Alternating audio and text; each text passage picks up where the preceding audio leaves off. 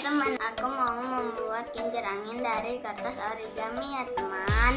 Bahannya ya teman, ada kertas origami yang sudah dilipat seperempat, lem, gunting, sedotan, jarum pentul, dan hiasan. Kita membuat ya teman.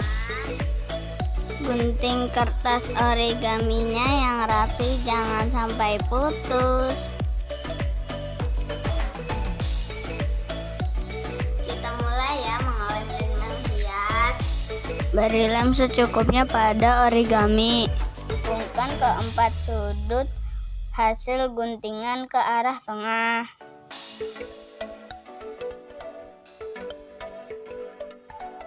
Kita mulai menghias ya. Kalau aku mau motif bintang. Tusuk baling-baling dengan jarum pentul. Kaitkan jarum pentul ke sedotan. Ya, adik teman, kita coba di depan kipas angin ya. Yeay, kincir anginnya berputar.